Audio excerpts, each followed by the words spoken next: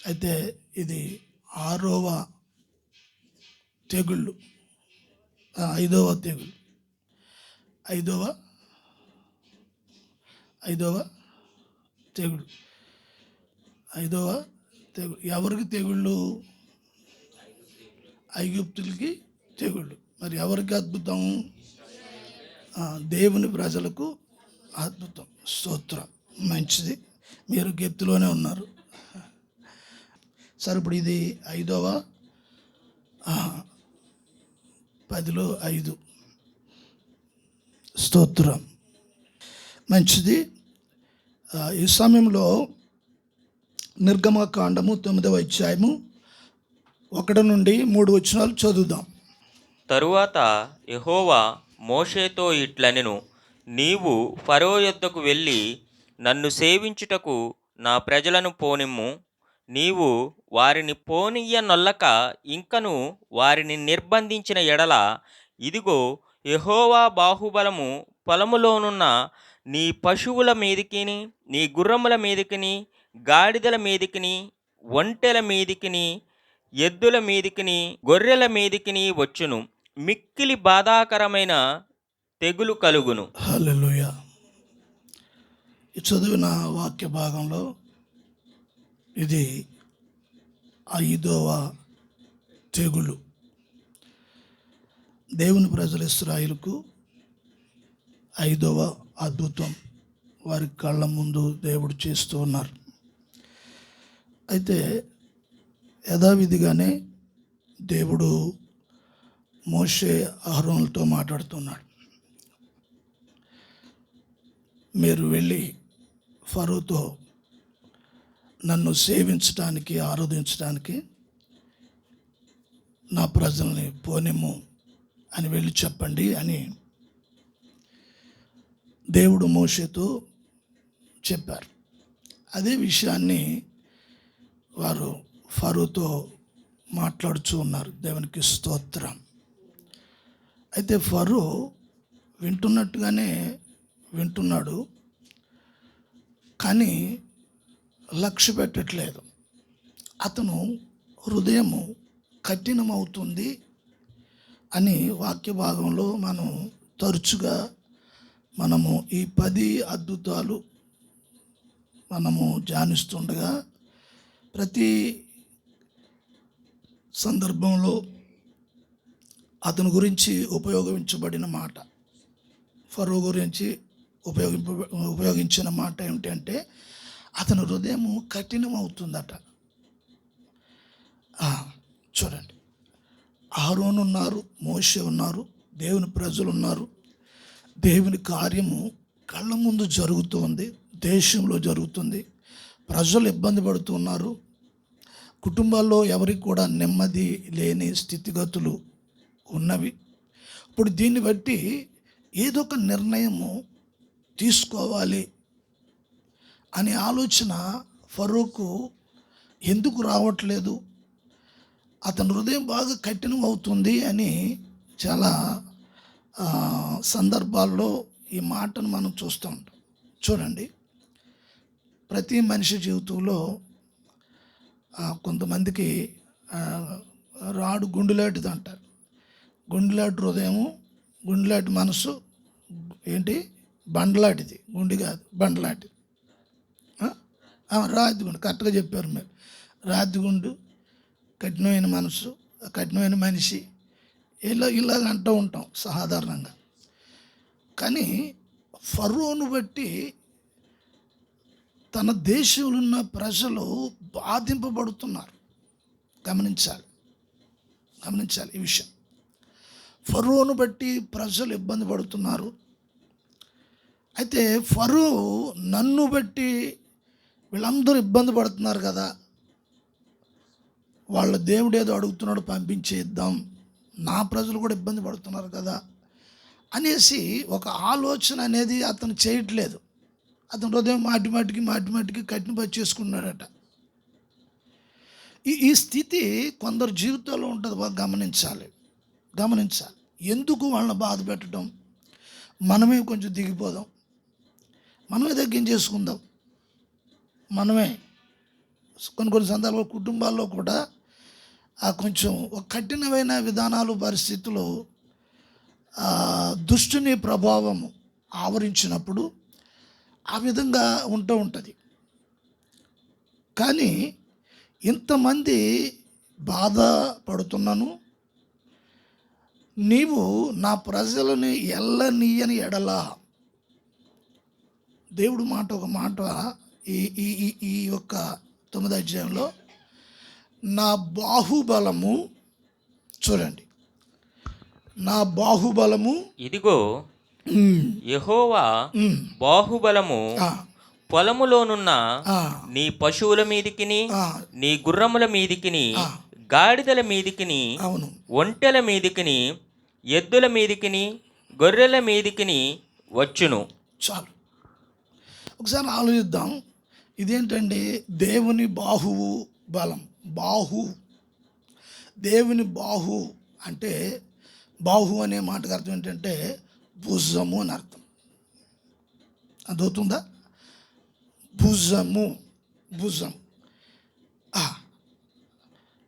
భుజం, బాహు, బలము అంటే దేవుని బలాన్ని నేను చూపిస్తాను. ఎవరి మీద అని అంటే, ఎవరి మీద? పశువుల మీద. సాధారణంగా అనుకోవచ్చు, ఏంటి దేవుని బాహుబలము పశువుల మీద చూపించడం ఏంటండి? ఫరో మీద కదా చూపిస్తే మనిషి మీద చూపించాలి కదా, పశువుల మీద ఏంటండి అని ఆ రకంగా కూడా ఆలోచనలు కొన్ని వస్తాయి. దీనికి గల కారణము ఏమిటి అని అంటే, ఇశ్రాయేలు కొన్ని బొమ్మలు చేసి, పశువుల బొమ్మలు,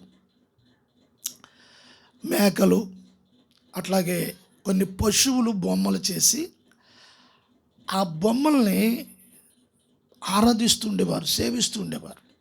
ఆ పశువుల బొమ్మల్ని చేసి దానికి ఒక పేరు పెట్టి పిలిచేవారు. ఆ పేరు ఏమిటి అనేది చూస్తే, దేవుని స్తోత్రం, ఆ పేరు అపీన్.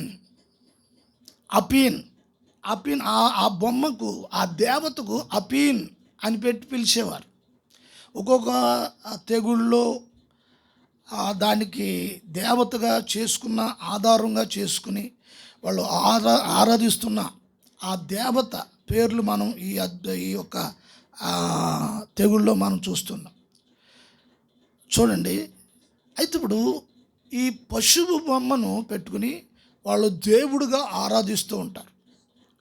ఇప్పుడు వాళ్ళు అలాగ ఆరాధించడానికి గల కారణము ఏమిటి అంటే, పశువు సంపద వృద్ధి కలిగించే దేవత అని వారి యొక్క భావన. చూడండి, పాడి పంటలు, పాడి పంటలతో మీరు మీ పిల్ల పాపలు చల్లగా ఉండాలి అని పూర్వం పెద్దలు దీవించేవారు. పాడి పంటలు, పాడి అంటే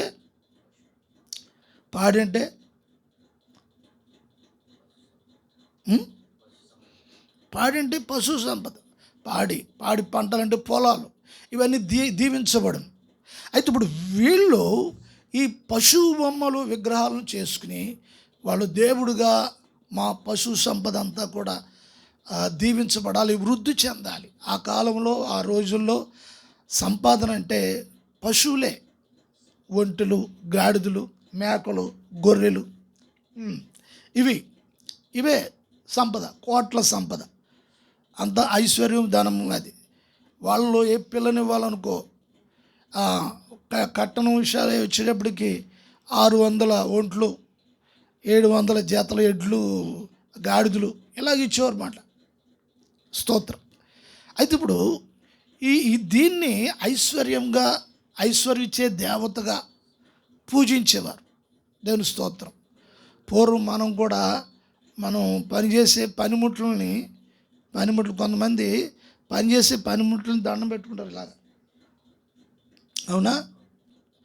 ఇది ఒక అలవాటుగా, ఒక భక్తి భావంతో చేస్తున్న విషయం. ఇప్పుడు వీళ్ళు కూడా అలాగే పశువుల్ని ప్రతిమలు, బొమ్మలుగా చేసుకుని దానికి అపిన్ అనే ఆ నామకరణంతో, ఆ పేరుతో దాన్ని పిలుచుకుంటూ ఆరాధన చేస్తూ ఉండేవారు. వాస్తవానికి నిజదేవుడు ఎవరు, నిజమైన ప్రభు ఎవరు, నిజమైన రక్షకుడు ఎవరు? యెహోవా. యెహోవా. అయితే ఇప్పుడు వీళ్ళు దేవుని యెహోవా దేవుని కాకుండా వీళ్ళు సొంత ఉద్దేశంతో దాన్ని ఆరాధన చేస్తూ ఉండేవారు. దేవునికి స్తోత్రం. గమనించాలి, ఆరాధన చేస్తూ ఉండేవారు. అప్పుడు దాన్ని బట్టి దేవుడు ఏం చేశాడంటే, ఈ పశువుల్ని ఆరాధిస్తున్నారు కదా, ఇప్పుడు ఇవాళ కూడా పశువుల గురించి ఎంతో తరకం అవుతుంది, పశువుల గురించి అవుతుంది తెలుసు కదా మనకి, యూట్యూబ్లో చూస్తున్నారు మీరంతా పశువుల గురించి.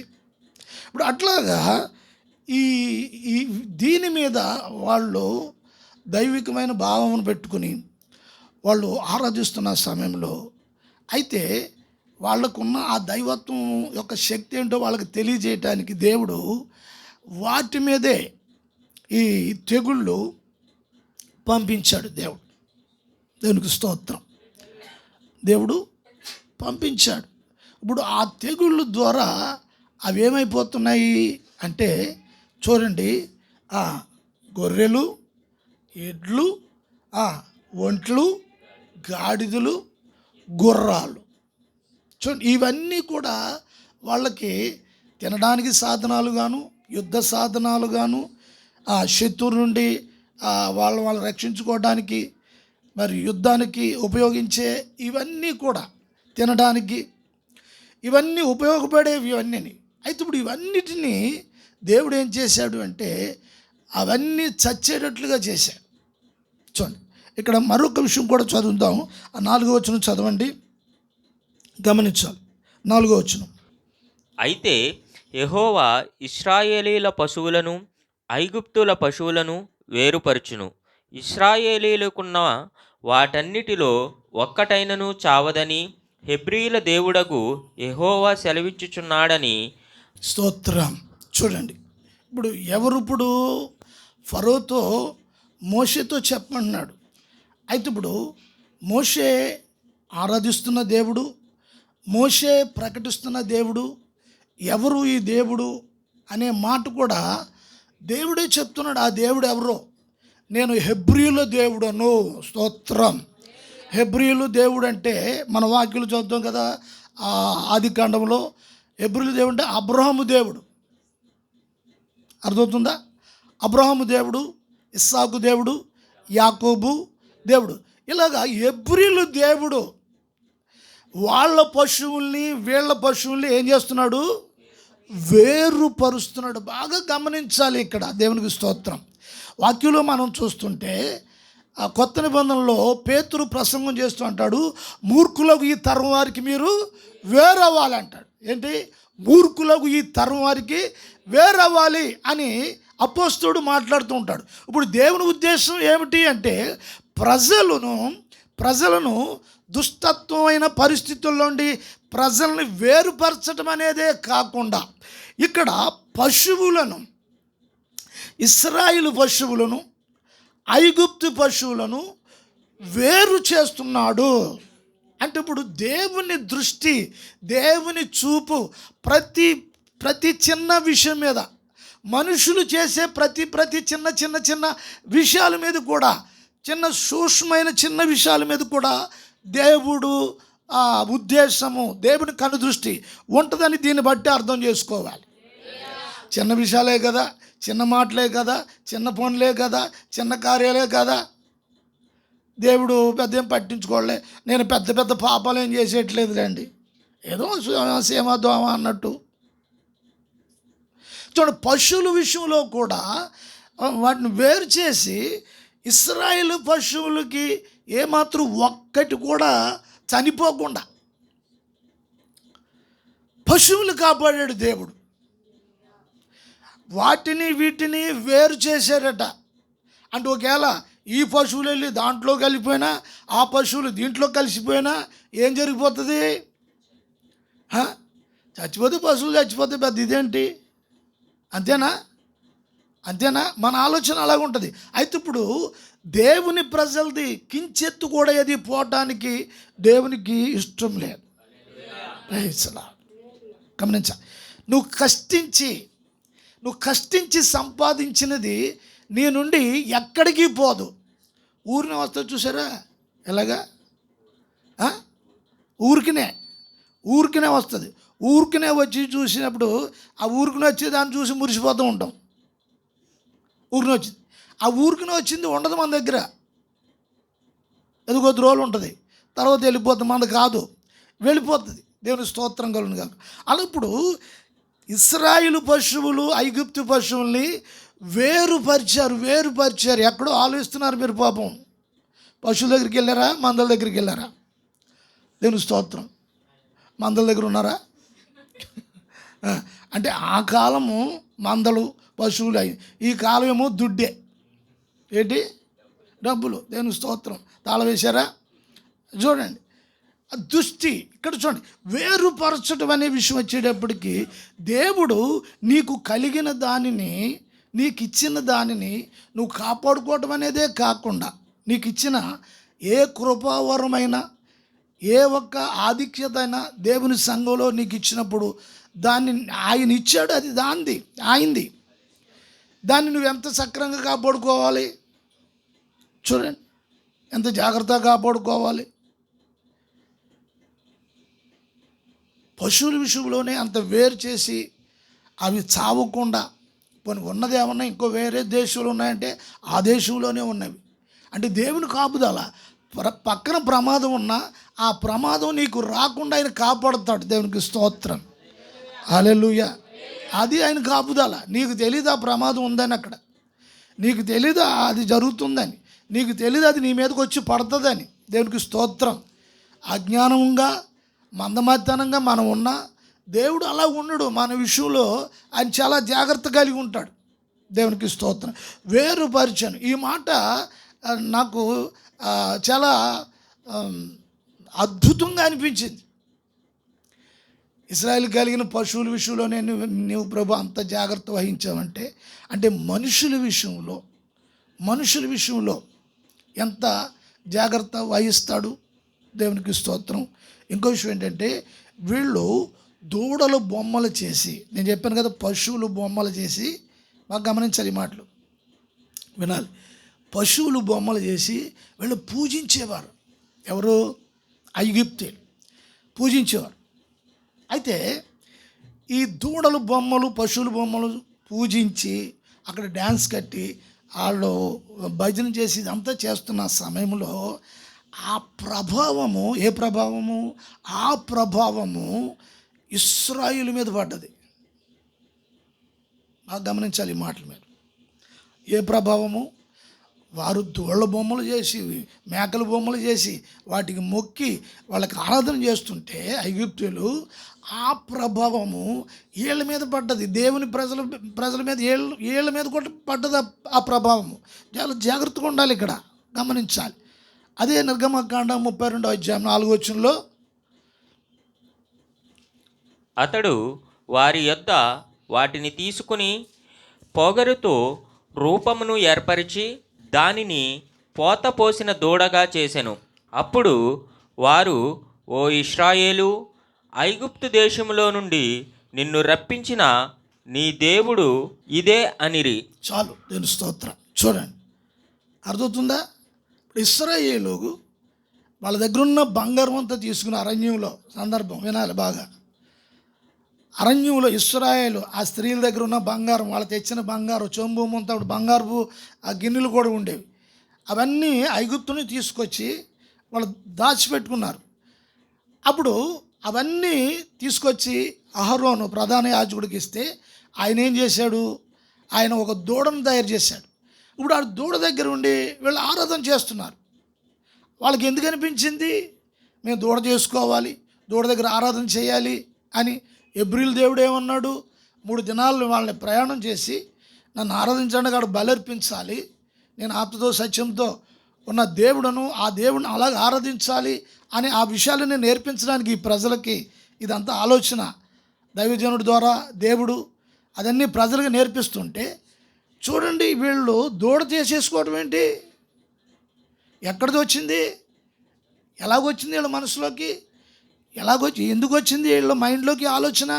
ఎందుకు వచ్చింది అంటే, ఐగుప్తులో వీళ్ళు చేస్తున్న ఆ, ఆరాధన, ఐగుప్తులు చేస్తున్న ఆరాధన అది చూశారు. అది చూసి ఇప్పుడు వీళ్ళకి ఏమనిపించింది తెలుసా?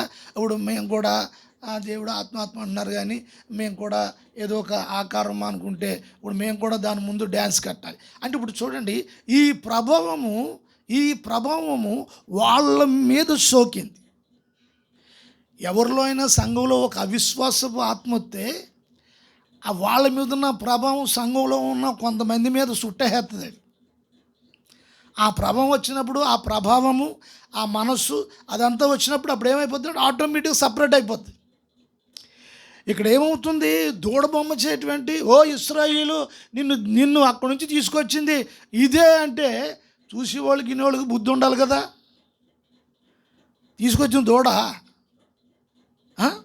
బొమ్మ, ఆ ప్రతిమ అది బంగారదే కావచ్చు. ఎందుకు ఇలా జరగడానికి గల కారణం, ఎందుకు బొమ్మ చేశారంటే ఆ ప్రభావం అక్కడి నుంచి వచ్చేసింది వాళ్ళ మీదకి. అందుకే ఇవాళ విశ్వాసులు వాక్యానుసారమైన ఆత్మతో ఉండాలి. అర్థమవుతుందా? సంఘంలో ఉన్నవాళ్ళు, ఆరాధనకు వస్తున్న వాళ్ళు, ఆరాధనకు వెళ్తున్న వాళ్ళు, కొంతమంది డ్రెస్సుల మీద ఉంటుంది, కొంతమంది లైటింగ్ మీద, కొంతమంది పెద్ద పెద్ద హంగామాగా ఆర్భాటంగా కనిపించే వాటి మీద ఉంటుంది మనసు. ఏ మనసు వేటి మీద ఉందో అవి ఆకర్షించేసి వాళ్ళని ఈడ్చుకుని వెళ్ళిపోతుందని పౌలు చెప్పారు. ఈడ్చుకుని వెళ్ళిపోతాయట అవి. అలా వీడ్చుకుని వెళ్ళిపోయి ఏమైపోతున్నాయి? బ్రతుకులు చూడడానికి అలంకారంగా అందంగా బాగానే ఉన్నారు మనుషులు. ఏం ఉండట్లా? దైవ ఆరాధన, దైవాత్మతో ఆరాధించే ఆ ఒక పరిశుద్ధమైన స్థితిని కోల్పోతున్నారు. స్తోత్రం. గమనించాలి, వీళ్ళు ఎలా తయారవడానికి గల కారణము ఏమిటి అనేది చూస్తున్నప్పుడు ఎజ్కేలుతో కూడా దేవుడు మాట్లాడుతున్న కొన్ని మాటలు మనం చూద్దాం. ఎజ్కేలు గ్రంథము 20వ అధ్యాయము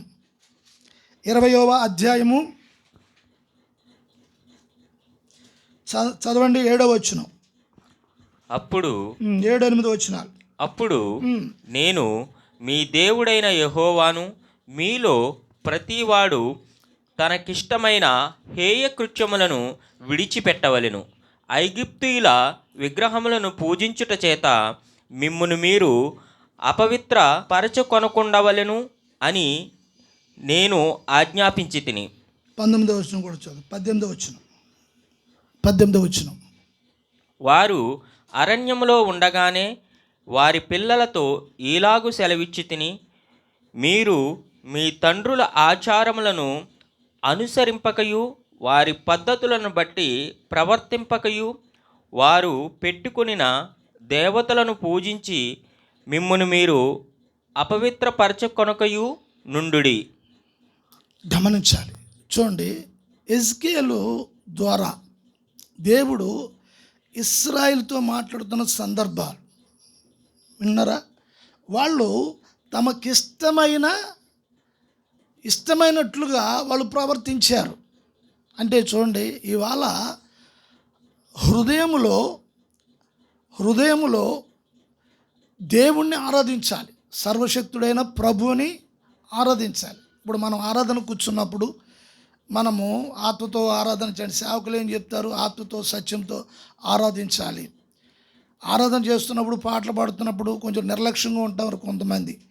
అలా నిర్లక్ష్యంగా ఉండడానికి గల కారణం ఏమిటంటే, పైకేమి కనపడదు, లోపల ఏదో ఒక ఉద్దేశము లేస్తుంది. లోపల ఏదో ఒక ఉద్దేశం లేచినప్పుడు ఆ స్థానంలో ప్రభువుని ఆరాధించడానికి ఆ స్థానంలో వేరొక ఆలోచన వచ్చినప్పుడు లోపల ఇంకా ఆరాధన జరగదు. పాడలేవు, స్తుతించలేవు. కూర్చుంటే శరీరం బాడీ వచ్చి అట్లా ఉంటుంది, కానీ లోపల ఏదో తిరుగుతూ ఉంటుంది మైండ్లో. గమనించాలి. ఇక్కడ చెప్తున్న మాట 8వ వచనంలో, అయితే వారు నా మాట విననొల్లక నా మీద తిరుగుబాటు చేసి. చూడండి, దేవుని మీద తిరుగుబాటు. ఇప్పుడు ఇది మాట వినకపోవడం అనేది, మాట వినటము శ్రేష్టమని వాక్యం చెప్తుంది. మాట వినకపోవటం అనేది కొంతమంది జీవితాల్లో చూడండి, ఒక మాట ఏదైనా మనం చెప్తే వెంటనే స్పందించరు దానికి. అలా స్పందించకపోవడానికి గల కారణం ఏంటి అంటే, దాని అర్థం ఏంటంటే, నీ హృదయంలో ఒక తిరుగుబాటు తత్వము, తిరుగుబాటు స్వభావం. మనుషుల మాటలే కావచ్చు, పెద్దల మాటలే కావచ్చు, మంచి మాటలే కావచ్చు, అవేవి అయినా కూడా మాట వినకపోవటం. కొంతమంది చూడండి, చెప్తాం కానండి ఎనరండి వాళ్ళు అంటారు కొంతమంది. కానీ ఒకసారి చెప్పి చూడండి పోనీ ఏంటండి, లేదండి అంతే అండి, వాళ్ళు అంతే అండి. ఎవరంటే అండి, వాళ్ళు అంతే అండి. అయ్యి బాబు ఆవిడ అంతేనండి బాబు, ఆవిడ అంతే అండి, ఆవిడ అంతే. మరి ప్రార్థన అన్నీ బాగుంటాయి కానండి, ఆవిడ అంతే అండి. పోనీ అతను చెప్తుండ, అది ఇంకా గొప్ప. కానీ ఒకసారి చెప్పి చూడండి. ఇప్పుడు మన మాటలేం కదా ఈ దేవుని మాటలే కదండి. లోబడవచ్చు, పెద్ద ఇదేముంది. ఇప్పుడు మనుషుల మాటలంటే లోబడకపోతే అది వేరే విషయం, దాని ఎఫెక్ట్ ఏమి ఉండకపోవచ్చు. కానీ ఇప్పుడు దేవుని మాటలు కదా, ఇవి వినకపోవటం ఏంటి? మాట వినటం శ్రేష్టం.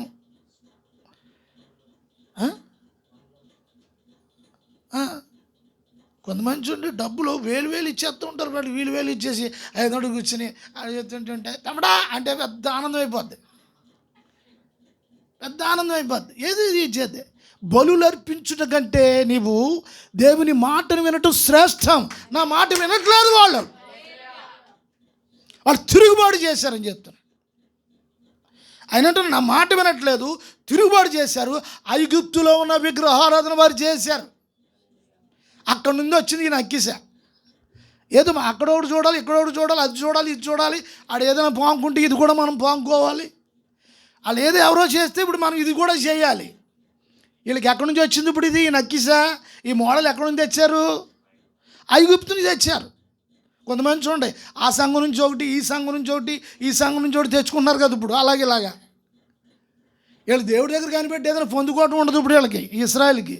ఏంటంటే ఇప్పుడు ఐగుప్తు వాళ్ళు ఏ వేషాలు వేశారో ఇప్పుడు ఇవే వేషాలు వేయాలి. గమనించాలి, ఇవి దేవుని ఇష్టం కాదు, వాళ్ళ ఇష్ట ప్రకారంగా. 7-8 వచనాలు, 18వ వచనంలో కూడా మనం చూస్తే, నేను అరణ్యంలో వాళ్ళ పిల్లలతో కూడా మాట్లాడాను. బాగా గమనించాలి. ఇక్కడ తల్లిదండ్రులు మూర్ఖులైపోయారు, పెద్దోళ్ళు మూర్ఖులైపోయారు, వాళ్ళ తరం గతించిపోతుంది. సరే ఇప్పుడు ఇదిగో మీరన్నా సక్రంగా ఉండండి. ఎలా ఉండాలి? మీరన్నా సరిగ్గా ఉండండి అని ఆ పిల్లలతో కూడా దేవుడు మాట్లాడుతూ ఉన్నాడు. ఆయన అంటున్నాడు, వాళ్ళ పిల్లలతో కూడా నేను మాట్లాడాను. అంటే ఇప్పుడు దేవుడు పెద్దవాళ్ళ మీదే కాదు, పిల్లల మీద కూడా, కుటుంబాల మీద కూడా దేవుడు దృష్టి ఉంచాడు. హల్లెలూయా. నీ భక్తులు అక్కడక్కడ మోడల్ తెచ్చుకోవడం అనేది పెట్టుకోకూడదు. వాళ్ళు ఎవరో అలా ప్రార్థన చేస్తున్నారని నువ్వు అలా ప్రార్థన చేయకూడదు. దేవుని స్తోత్రం కలుగును గాక.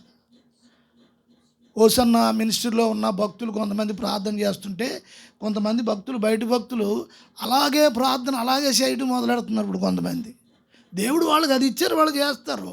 వాళ్ళు పొందుకున్నారు దేవుడి నుంచి, వాళ్ళు చేస్తారు. నీవు దేవుడి దగ్గర పొందుకో.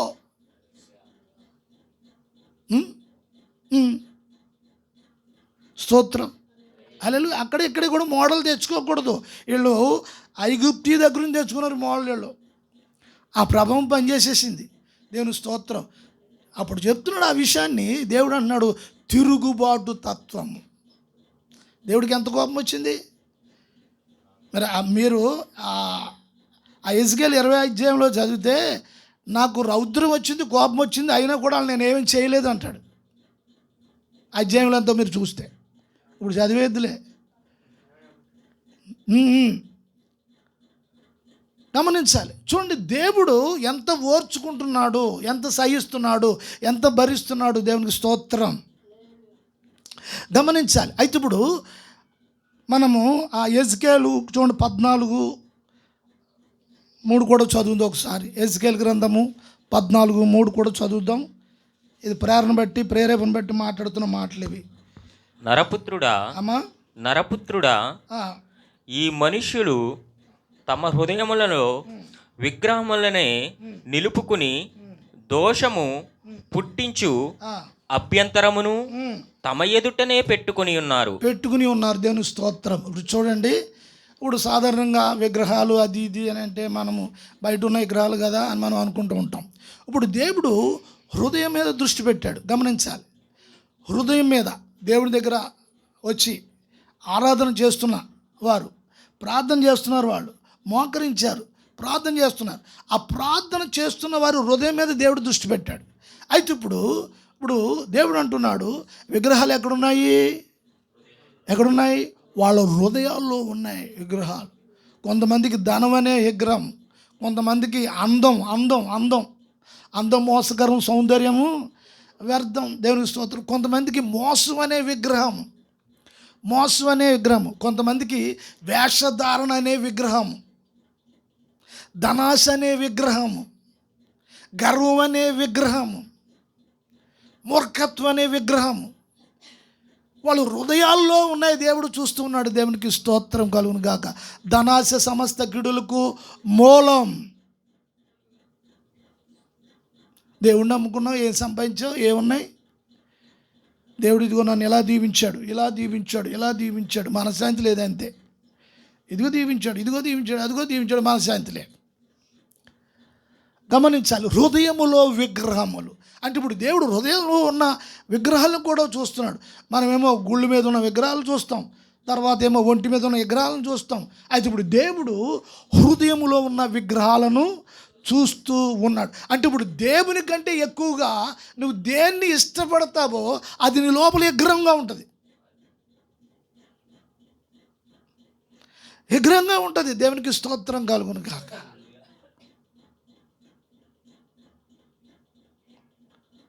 కొంతమంది చూసుకోండి, వాళ్ళే బాగుండాలనుకుంటారు. వాళ్ళకి వాళ్ళే మేము తినాలి, మేము ఉండాలి, మేము ఇదంతా కూడా సొంత ఇష్టం మీద జరుగుతున్న విషయాలు.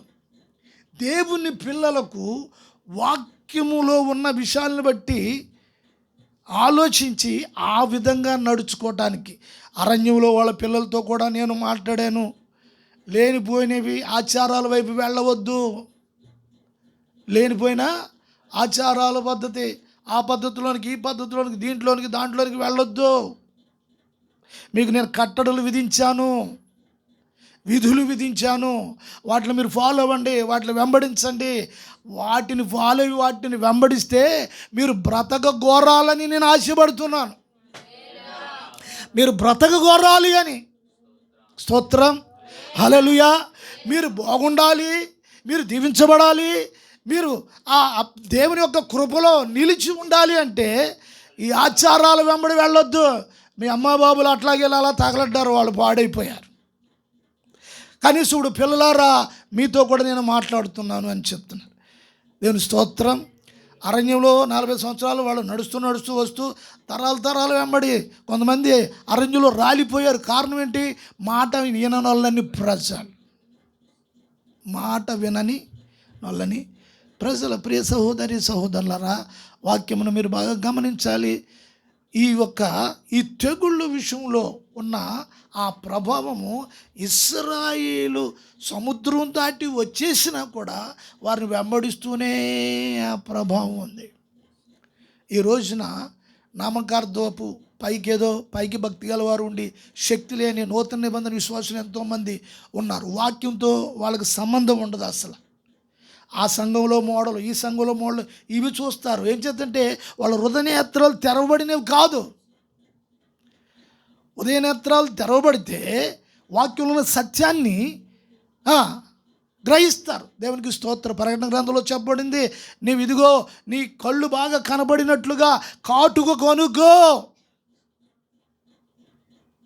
నీ కళ్ళు బాగుగా కనపడినట్టు. కారణం ఏమిటి అని అంటే నీ హృదయ నేత్రం తెరవబడాలి, మనోనేత్రం. కాటుకనగా దేవుని వాక్యం. పూర్వం సుర్మ అనే ఉండేది తెలుసా? సుర్మ ఆవిడ ఊపుతుంది బొర్రెలా. మీరు ఎవరు ఊపట్లేదు. సుర్మ ఉండేది తెలుసా?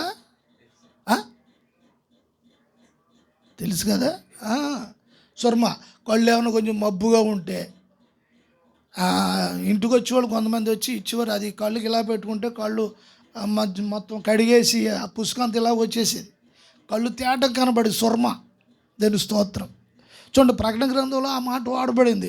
ఏంటంటే నీ కళ్ళు సరిగ్గా కనబడడానికి, చక్కగా కనబడడానికి కాటుకు కొనుక్కో.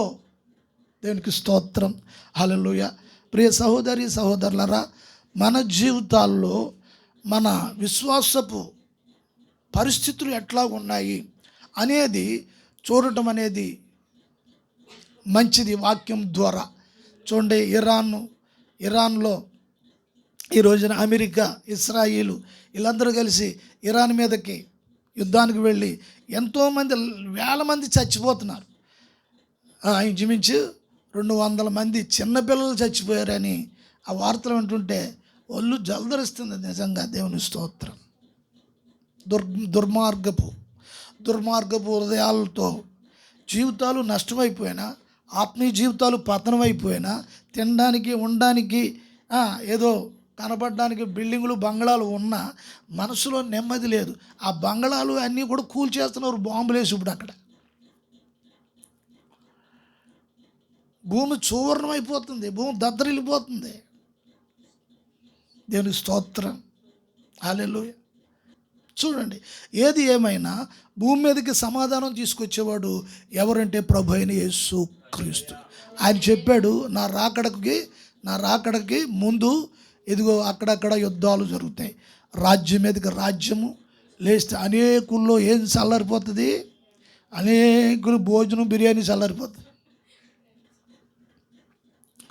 అనేకుల్లో ప్రేమ చల్లారిపోతుంది.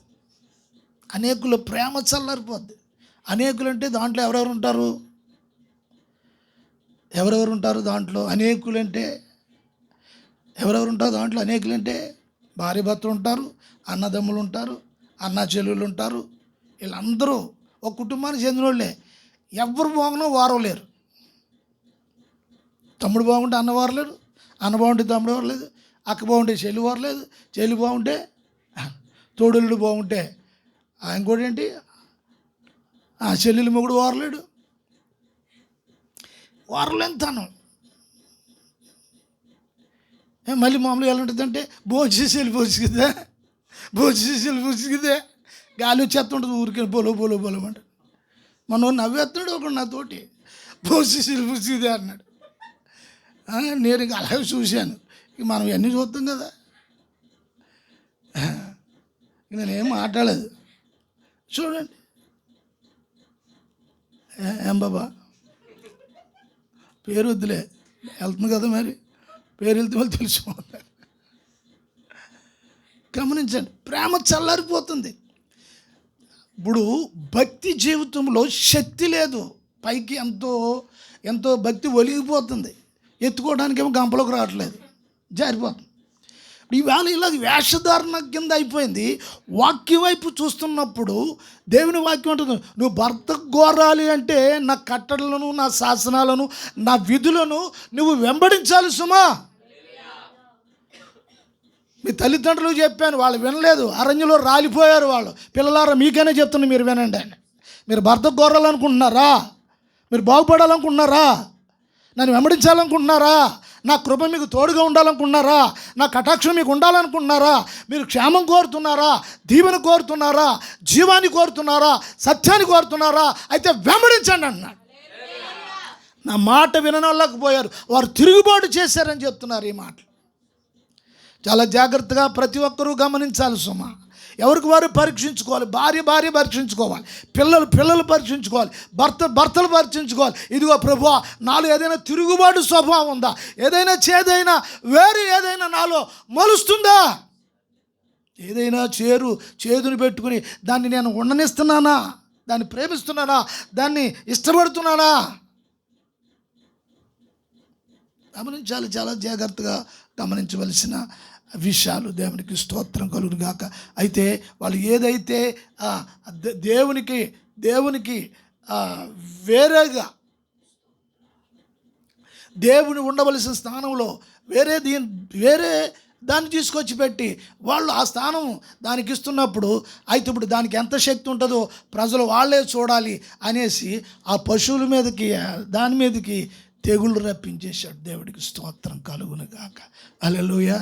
ఇప్పుడు వాడికి తెలియాలి, ఎవరికి? ఫరోకి తెలియాలి, దేవుని బలం ఏమిటో తెలియాలి. హల్లెలూయా. ప్రియ సహోదరి సహోదరులారా, మన జీవితంలో దేవునికి స్తోత్రం కలుగును గాక. ఈ ఆయన బాహువు ఆయన తెలియజేయటానికి, బాహుబలాన్ని తెలియజేయటానికి ఫరో ఎదుట ఆ పశువులు ఆ దేశం మీద దేవుడు ఉపయోగించాడు. అటువంటి సమయంలో ఈ ఫరో యొక్క హృదయం కఠినం అయిపోతుంది. ఒక మాట చదవండి యెషయా గ్రంథము 53వ అధ్యాయము. మేము తెలియజేసిన సమాచారము, చూడండి బాగా గమనించాలి ఈ మాటలు. మేము తెలియజేసిన సమాచారము ఎవడు నమ్మెను? యెహోవా బాహువు ఎవనికి బయలుపరచబడెను. లేత మొక్కవలెను, ఎండిన భూమిలో మొలిచిన మొక్కవలెను అతడు ఆయన ఎదుట పెరిగెను. చాలండి, దేవుని స్తోత్రం కలుగును గాక. యెషయా ప్రవక్త చూడండి, యెషయా ప్రవక్త ఈ 53వ అధ్యాయం ప్రారంభంలో ఒక విషయాన్ని తెలియజేస్తున్నాడు. యెహోవా బాహువు ఎవరికి బయలుపరచబడెను? ప్రతి విశ్వాసీ జీవితంలో తండ్రి అయిన యెహోవా ఒక బాహువు ప్రతి ఒక్క విశ్వాసీ జీవితంలో ఆయన బయలుపరచడానికి దేవుడు సిద్ధంగా ఉన్న తండ్రి అయిన దేవుడు, మరి విశ్వాసి ఆ విధంగా ఆ బాహువును ఆ బయలుపరిచే విషయాల కొరకు ఎదురు చూసేవారు, ఆలోచించేవారు, అట్టి విశ్వాసులు కావాలి ఈ కృపాకాలంలో. ప్రవక్త అంటాడు, ఇప్పుడు ఈ బాహువు ఎవరికి బయలుపరచబడెను?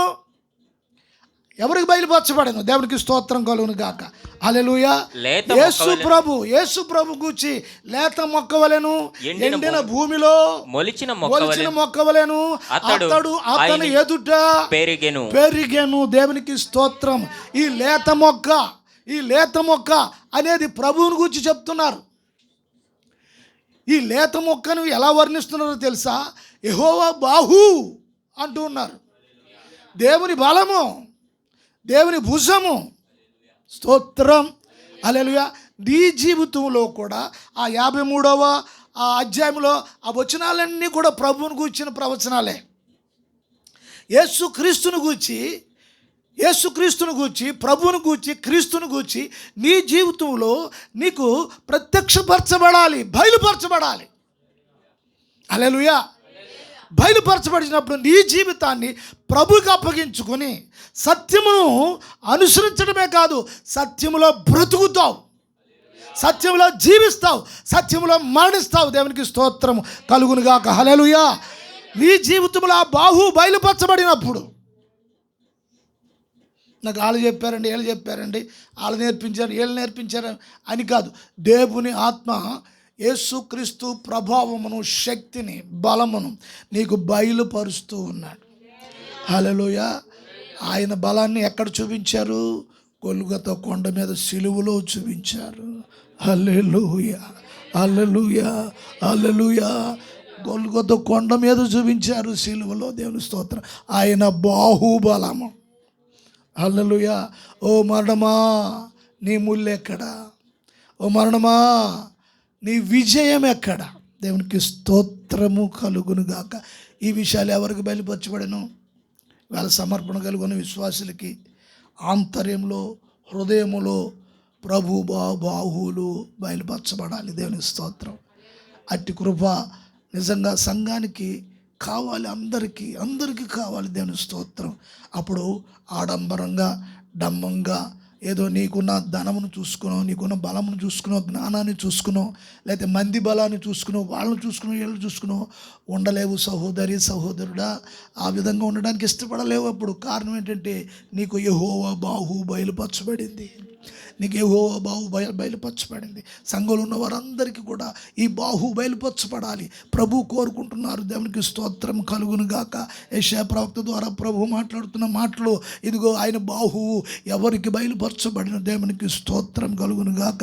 ఏ ఫరో నా ప్రజలను వెళ్ళనివ్వకపోతే ఇదిగో యెహోవా బాహుబలము నువ్వు చూస్తావు.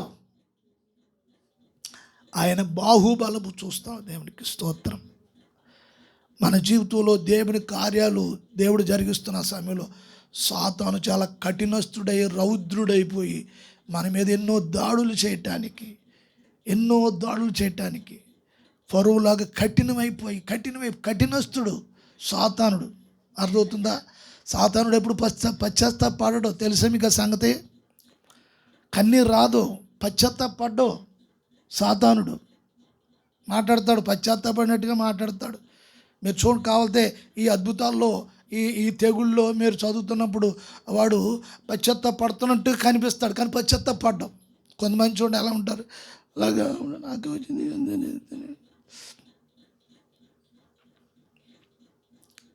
ఉండదు. అప్పటికప్పుడు ఓ బొట్టు రాలుతుంది, మళ్ళీ ఓ బొట్టు అంటే బొట్టు కాదు, కన్ను చుక్క, ఓ డ్రాఫు అట్లా రాలుతుంది, మళ్ళీ మామూలే. కొంతమంది ప్రార్థనలు ఉండగా, సేవకులు ఉండగా వీడికి ఇంకా భక్తి పరవశం అయిపోయి ఇక పరలోకానికి వెళ్ళిపోతున్నాం అన్నట్టుగా ఉంటుంది. పాస్టర్ గారు వెళ్ళిపోయిన తర్వాత తల్లి మామూలే, ముళ్ళబందులో తేరిపోతారు, ఎలా ఇప్పుతారు.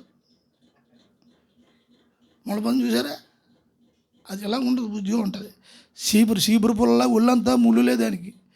కమ్ముని వెళ్ళామన్నా చేసామా ఇలా ఇప్పుతుంది అంతే ఒకేసారి.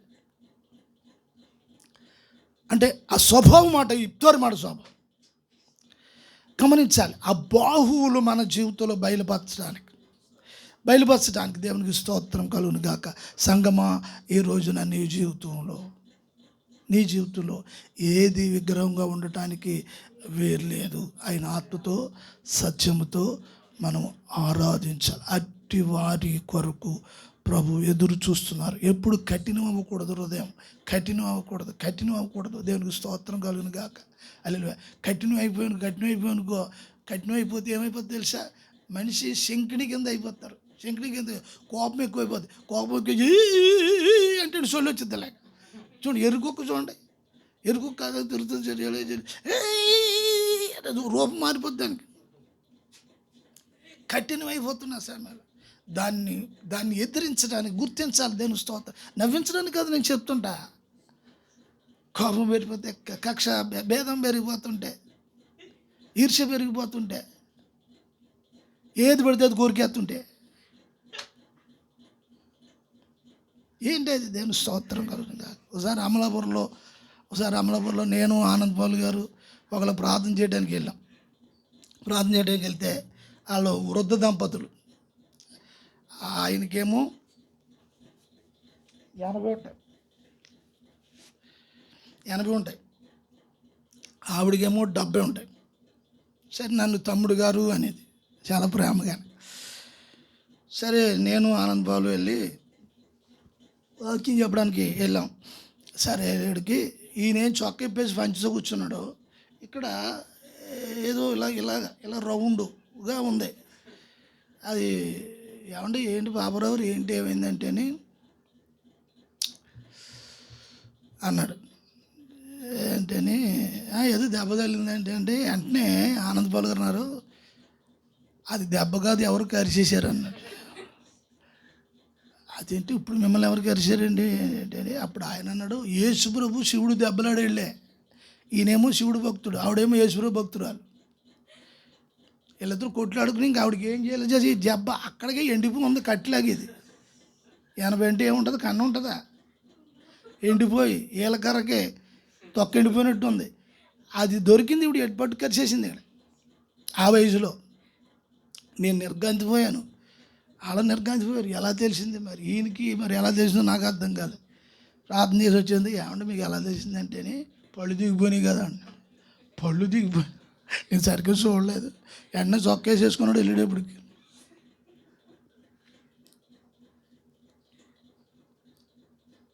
కఠినము అవి గుర్తుపట్టాలి. ఆ గుర్తుపట్టేటప్పటికి వెంటనే సైలెంట్ అయిపోవాలి. దేవుని స్తోత్రం. ఇగో సాతానికి ఏదో దారి దొరుకుతుంది, నన్ను పిచ్చిదాన్నో చేయడానికి ఆడు ఏదో చేస్తున్నాడు. సైలెంట్ అయిపోతే దాన్ని జయించేసినట్టేను.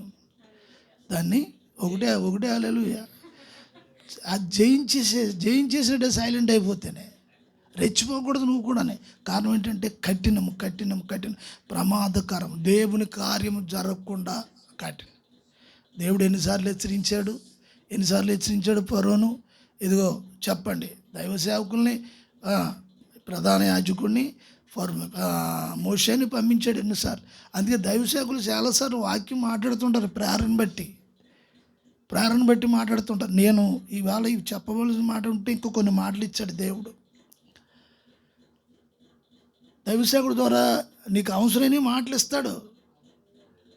ఇచ్చినప్పుడు అది ఏం చేద్దంటే నీతో మాట్లాడాను, నేను అరణ్యంలో పిల్లలతో మాట్లాడాడు కదా, అలా నేను మాట్లాడాను అని చెప్తాడు. ఒకవేళ ఎప్పుడైనా అడిగితే నీకు దేవుడితో మాట్లాడే అనుభవం నీకు ఉందనుకో, ఉన్నప్పుడు ఆయన చెప్తాడు, అమ్మాయి నీతో మాట్లాడానమ్మా, బిడ్డ నీతో మాట్లాడాను, బాబు నీతో మాట్లాడాను రా బాబు, నాతో ఎప్పుడు మాట్లాడావు నువ్వు అసలని.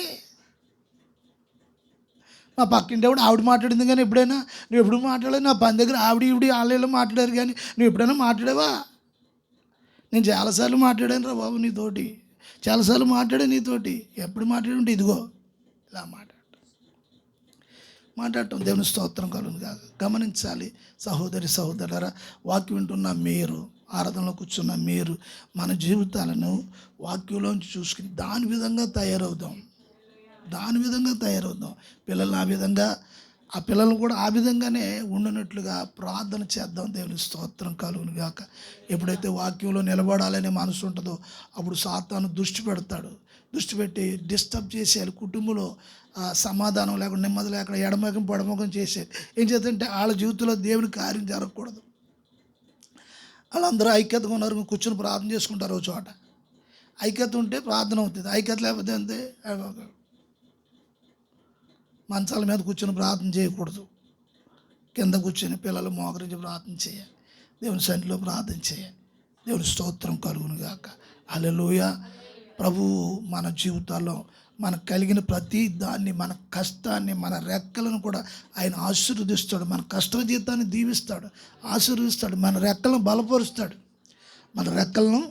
బలపరుస్తాడు. మనం అనుకున్నది సఫలం చేస్తాడు. ప్రభు మీద విశ్వాసం ఉంచి ప్రార్థన చేయాలి. నేను ఏదో దేవుని పని చేస్తున్నానని అతిశయించడం, గర్వించడం అట్లాగని కాకుండా లోబడే తనం ఉండాలి, విధేయత కలిగి ఉండాలి. దేవుని కార్యాన్ని నీ జీవితంలో చూడాలి. దేవునికి స్తోత్రము కలుగునుగాక. నీవు అనేకులకు మాదిరిగా ఉండటానికి, అనేకులకు ప్రయోజనకరంగా ఉండడానికి, అనేకులకు దీవెనకరంగా ఉండటానికి ఆ విధంగా ప్రభువు మిమ్మల్ని అందరినీ ఆ విధంగా సిద్ధపరచునుగాక. హల్లెలూయా. ప్రార్థన చేద్దాము. ప్రార్థన. మహాపరిశుద్ధుడా, మహోన్నతుడా తండ్రి, నిర్గమకాండములో ఉన్న మరి ఈ తెగుళ్ళు కొరకు ధ్యానించడానికి మరి చాలా విషయాలు మీరు మాకు నేర్పిస్తున్నారు. అందుని బట్టి స్తోత్రాలు. ఈ 5వ భాగాన్ని మేము నాయన నేర్చుకున్నాం. కొన్ని విషయాలు మరి సంఘాన్ని కూడా మీరు బలపరచండి, దీవించండి. మరి బలహీనంగా ఉన్నవారిని నాయన, ఆరోగ్యం లేని వారిని మీరు స్వస్థపరచమని ప్రార్థన చేస్తున్నాం. హాస్పిటల్లో ఉన్న బిడ్డల్ని నాయన మీరు జ్ఞాపకం చేసుకోండి, ఆరోగ్యం అనుగ్రహించండి. మరలా తిరిగి నీ పనిలో పురుగొల్పండి, ముందుకు నడిపించండి. ప్రతి నాయన ఆటంకాలు తొలగించండి. ప్రతి నాయన బిడ్డ తలంచిన ప్రతి కార్యాన్ని, పనిని సఫలం చేయటానికి మీరు సహాయం చేయండి. నాయన బిడ్డలకు కావాల్సిన ప్రతి అవసరత, అక్కర్లు మీ మహిమలో తీర్చమని మీ దాసునిగా ఈ పునరుద్ధాన ఆరాధనలో మీ బలము ప్రతి వారి మీద ప్రజ్వరిల్లో చేయమని, ఆవరింపచేసి బలపరచమని, సమస్త మహిమ ప్రభావములు మీకే ఆరోపిస్తూ యేసు నామమున ప్రార్థిస్తున్నాము మా పరమ తండ్రి. మన తండ్రి అయిన దేవుని ప్రేమ, కుమారుడైన యేసుక్రీస్తు కృప, పరిశుద్ధాత్మ అన్యోన్య సహవాసము, సమాధానం లోకంలో ఉన్న పరిశుద్ధులకును కూడా ఉన్న సంఘమునకును సదాకాలం తోడై నడిపించునుగాక. యేసు రక్తమే, ప్రభేసు రక్తం, యేసు నామమునకు సంపాదికృత నాశ కలుగునుగా. ఆమేన్.